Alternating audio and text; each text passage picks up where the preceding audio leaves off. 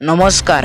এই মুহূৰ্তত আহি পৰিছে ৰাতিপুৱাৰ কেইবাটাও গুৰুত্বপূৰ্ণ খবৰ আৰু এনে ধৰণৰ খবৰসমূহ নিতৌ চাবৰ কাৰণে আমাৰ চেনেলটো ছাবস্ক্ৰাইব কৰি ভিডিঅ'টোত এটা লাইক কৰি দিব। আজিৰ প্ৰথম খবৰ, পুনৰ কোভিডৰ লহৰ, ৫৬,০০০ লোক পুনৰ আক্ৰান্ত কোভিডত। ছিংগাপুৰত ভয়ংকৰ গতিত বিয়পিছে কোভিড ভাইৰাছ। ছিংগাপুৰ চৰকাৰে মাস্ক পিন্ধিবলৈ ইতিমধ্যে জাৰি কৰিছে নিৰ্দেশ। প্ৰতিটো দিনে শ লোক আক্ৰান্ত হৈছে কোভিডত। ছিংগাপুৰৰ কোভিড পৰিস্থিতিয়ে পুনৰ লৈছে সংহাৰী ৰূপ। বিগত সপ্তাহত ৩২,০০০ৰ পৰা এই পৰ্যন্ত ৫৬,০০০লৈ আক্ৰান্ত হৈছে কোভিডত। স্বাস্থ্য বিভাগৰ মতে ৭৫% বৃদ্ধি কোভিড আক্ৰান্ত ৰোগীৰ সংখ্যা।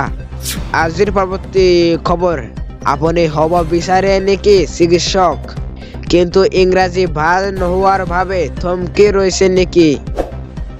ভাল খবৰ আপোনাৰ বাবে, এতিয়াৰ পৰা MBBS পঢ়িবলৈ নালাগে ইংৰাজী, হিন্দীত পঢ়িও হ'ব পাৰিব চিকিৎসক।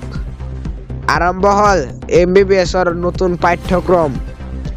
মধ্যপ্ৰদেশে হিন্দীত MBBSৰ বিকল্প ৰাখিছে। ইয়াৰ জৰিয়তে ইংৰাজীত অতি দুৰ্বলসকলেও চিকিৎসক হ'বলৈ সক্ষম হ'ব।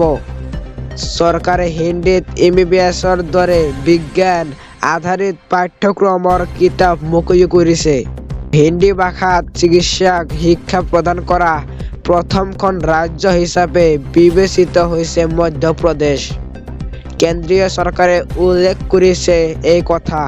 ভাৰতৰ শিক্ষা খণ্ডৰ বাবে এটা ভাল পদক্ষেপ আৰু এক প্ৰকাৰৰ নৱজাগৰণ এয়া।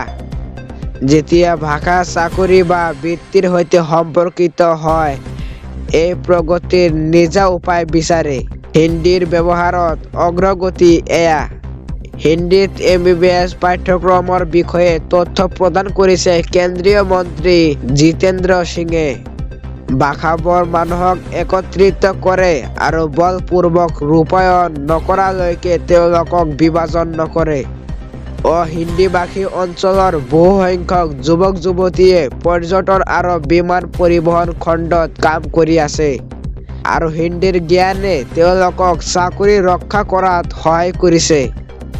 সমগ্ৰ দেশৰ বৈজ্ঞানিক বিভাগ আৰু প্ৰতিষ্ঠানকে ধৰি সকলো চৰকাৰী বিভাগত হিন্দী ব্যৱহাৰৰ ক্ষেত্ৰত অগ্ৰগতি হৈছে।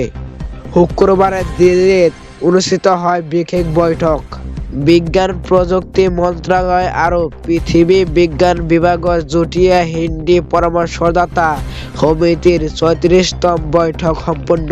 বিজ্ঞান আৰু প্ৰযুক্তিক প্ৰতিটো ঘৰ আৰু তৃণমূল পৰ্যায়লৈ লৈ যোৱাৰ বাবে হিন্দী আৰু অন্যান্য ভাষা বৈজ্ঞানিক বিষয়ৰ অনুবাদ গুৰুত্বপূৰ্ণ। কেন্দ্ৰীয় মন্ত্ৰী জিতেন্দ্ৰ সিঙে বৈঠকত উল্লেখ কৰে এই কথা।